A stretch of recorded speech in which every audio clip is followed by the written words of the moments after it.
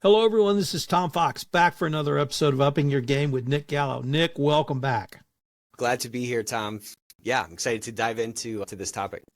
So, Nick, the next topic I wanted to visit with you about is behavioral analytics revolutionizing cultural assessments and compliance. And one of the reasons I'm so excited about AI in this topic is we have not been very good in the compliance realm about measuring behavioral analytics.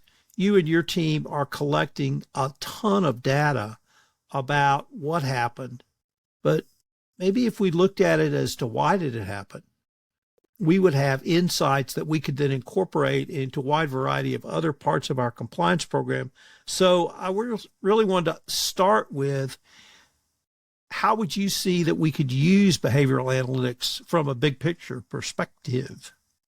Yeah, I think from a big picture perspective, we're all complaining about playing catch up all the time.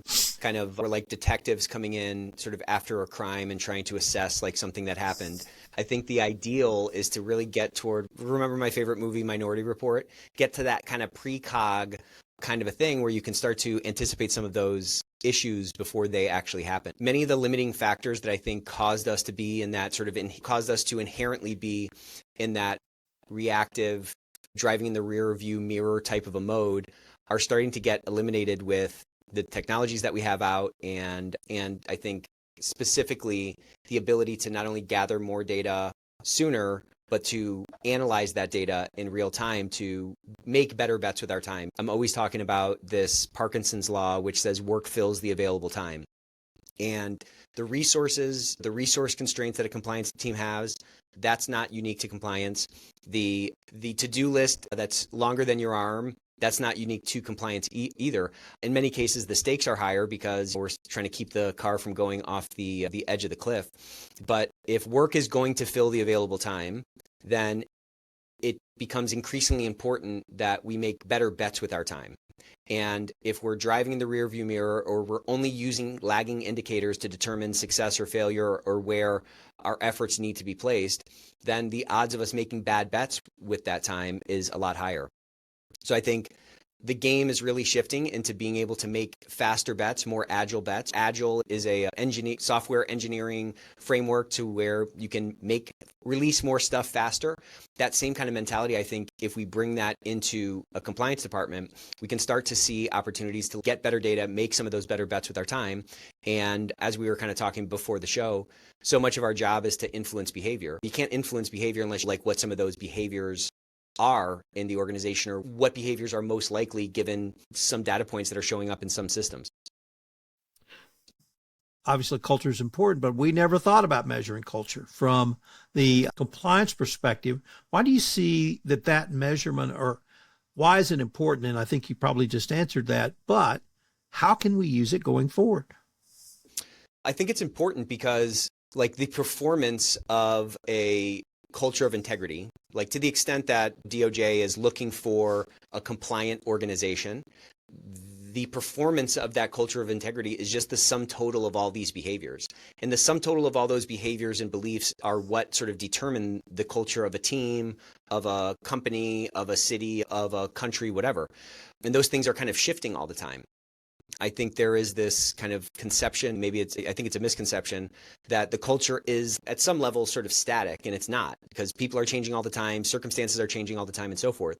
So if we overly rely on the words on the wall, or we overly rely on what the culture was at the founding, or even what it was a year ago, I think it can create some false positives for us and create sometimes a sort of false sense of security with respect to what the future might look like. Like, what does every investment fund say? They say historical performance is not indicative of future results. Your historical culture is not indicative of the future results of how people are going to necessarily behave. It, of course, can be like a self-correcting factor, but I think DOJ has, over the years that I've been in this industry over the last decade, it seems like their guidance time and time again is trying to put a finer point on things, trying to give more clarity to us as practitioners in our organizations as to what they're looking for. And I think the Matt Galvin influence, great. They've doubled down on the need for actual analytics and for us to actually be data driven. And the inclusion of this sort of culture measurement is at least a tip of the hat to this thing that is kind of the animating factor of a culture of integrity. It's like we have to be measuring. It's like we can't just sort of pay lip service to say, I want to be healthy. We have to have some kind of a way, if you're actually committed to being healthy, to measuring your health. And there's 100 different ways to do it. I think sometimes we get sort of caught up, not to go on a rabbit trail here, sometimes we get caught up in saying, how do we measure culture? And it's, I don't know, how do you measure health? You can measure it with your BMI. You can measure it in how often you're exercising or what your calorie intake is relative to your calorie expenditure. There's many different ways to get a sense of if you're living a healthy lifestyle or making sort of gains on your personal health.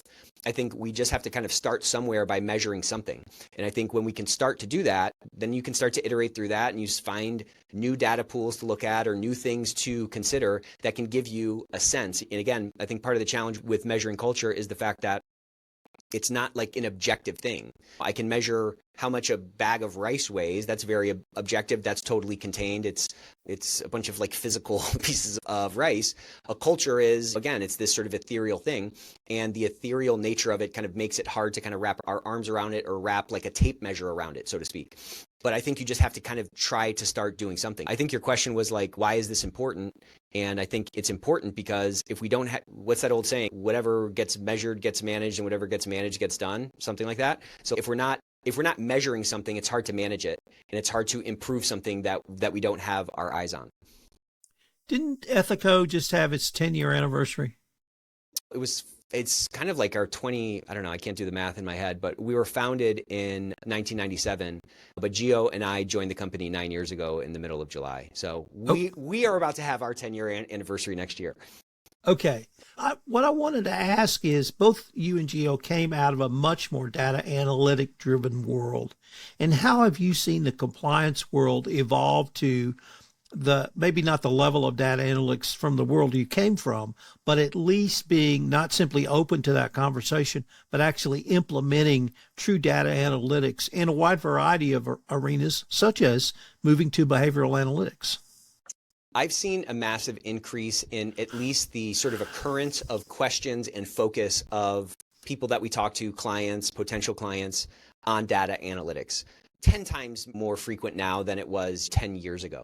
I think at some level, historically, we kind of paid lip service to it. Now, I think everybody has their eyes on it and they want to get better at it. I think in the world that I came from, if you think about what a private equity fund is doing, they're just deploying capital to try to generate a return so that they can raise that next fund. So they're dealing with inherently like quantifiable things. They're looking at a P&L. That's a bunch of quantified things denominated in dollars. Like everything's denominated in the same thing.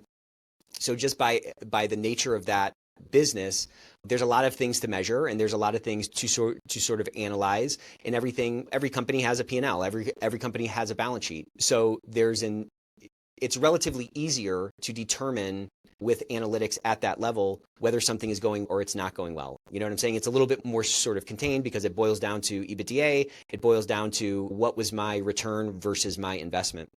I think as our industry has matured, it's become not only clear from external pressure or external guidance from DOJ and so forth, it's also become more clear, and I think this is kind of a tailwind to what we're talking about.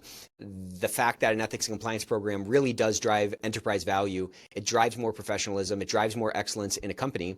And I think as that increased focus has come, it's given us kind of, like I said, a tailwind to figure out how we can kind of confirm that the things we're doing are actually moving the needle. Along the way, there's been this explosion of data that we have at our fingertips. If you think about a compliance program back in 1999, the amount of data, the amount of data points that could be aggregated in that statistical like processes or statistical like analysis could be applied to, that's increased exponentially.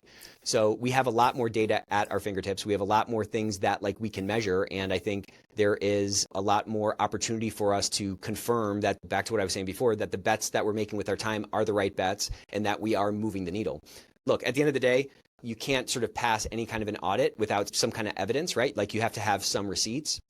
And I think as we have moved from just kind of checking the box to through just focusing on efficiency of our kind of operations with an eye now toward really driving effectiveness, you have to be able to validate whether you're being effective or whether you're generating more improvement in your program and improvement in your impact. And again, unless you're just going to live by anecdote, you need data to validate that.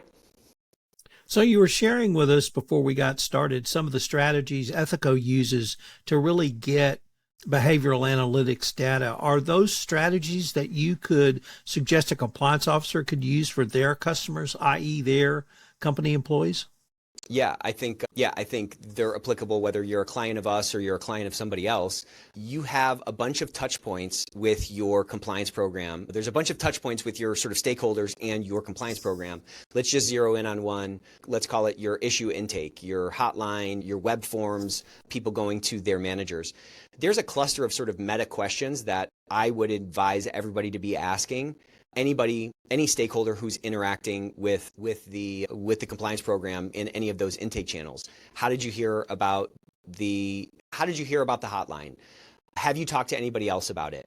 Have you talked to your manager already about it? Are there other people in this is particularly around a code of conduct violation or something like that. Have other people witnessed it? How has this process been? Would you feel more comfortable speaking up again in the future? I'm not saying you have to use all those questions, but a handful of questions like that are really kind of early warning signs or leading indicators for the types of problems or the leading indicators to kind of validate either the ease with which somebody might interact with something or the extent to which others may have seen this but don't feel comfortable speaking up. Again, give us better data when we can aggregate that across a number of different reports or a number of these different touch points. That can give us better hints on what we might want to focus on to get unstuck. How has the process been? Would you feel comfortable speaking up again? All those things are going to give you some hints to say, okay, great. All these posters we're putting up or all this awareness that we're doing or all this education we're doing, it's actually starting to move the needle. We spend a lot of time with a lot of efforts. Sometimes it feels like we're screaming into the void.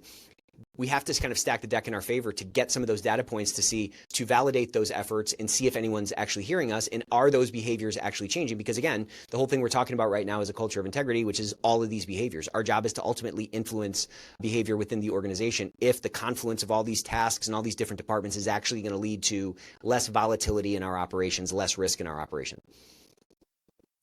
Nick, as we move to the end, I want to give our audience some key takeaways. I'm going to pitch them to you and get your thoughts on them that start with just the basic behavioral analytics helps every compliance officer move towards a proactive, not a reactive compliance program. Why is that proactive program so important from a regulatory perspective, but even more from the business perspective? I just think anytime you're playing catch up, it's worse. Anytime you're bailing water out of your basement, it would have been much better to find the leak in the foundation first, right? I think what is that saying? An ounce of prevention is worth a pound of cure. If we're living in the pound of cure world, we can 16x, so to speak, our impact if we can be living in that sort of prevention world. And I think the more we can pull the future forward, the more we can sort of be that precog from Minority Report by getting hints on where the engine might be rattling now. We can save a lot of time in the future. And then again, in a world where many of us feel like we're a cost center or in a world where it's hard for us to demonstrate our value to other departments or to leadership, the more of our time we can spend on those sort of important non-urgent things, those are always the things on that Eisenhower matrix. Those are always the things, whether it's in your job or your life, that actually move the needle. If you're just living in that top left quadrant, which is the highly reactionary quadrant, it's hard to really reinvent things. It's hard to really drive continuous improvement forward. I've said this before, but there's apparently, according to Gordon Ramsay, one way to make a beef Wellington. That's not a compliance program. Like every compliance program is totally different. And I think a compliance officer is really like a movie director. It's their movie. If you've ever seen one of these roundtables of movie directors, they all have a different approach. They all have a different challenge in the movie that they're making with financing and with all the challenges that go into sort of coordinating a movie.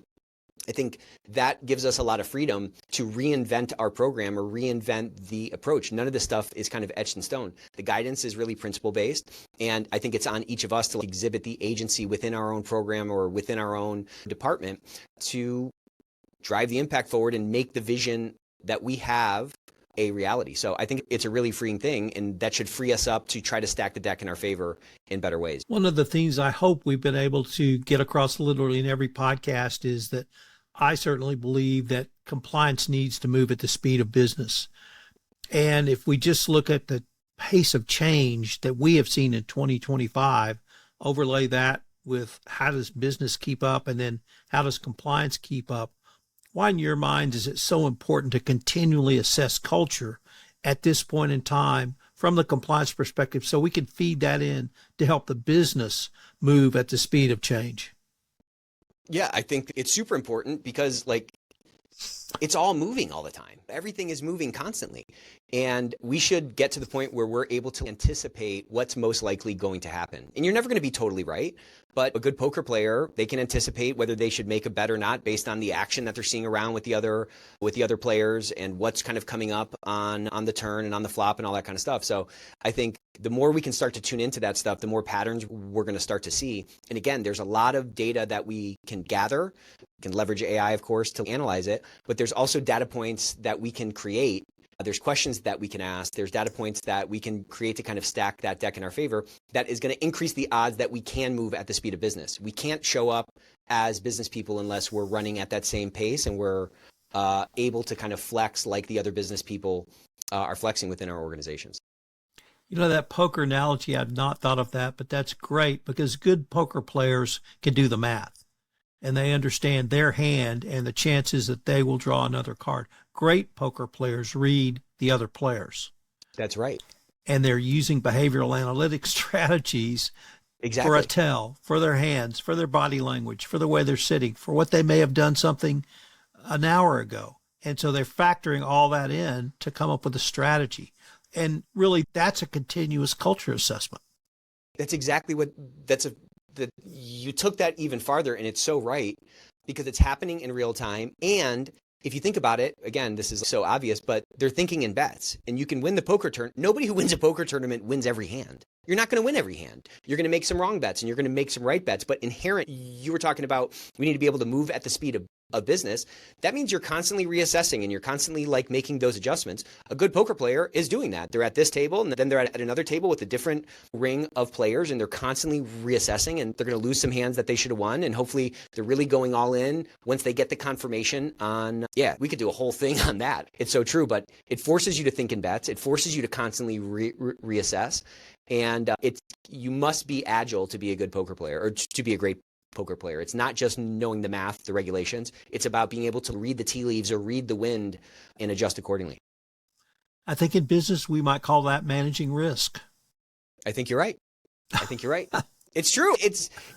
There's a through line of that with literally everything. It's everything. I love it.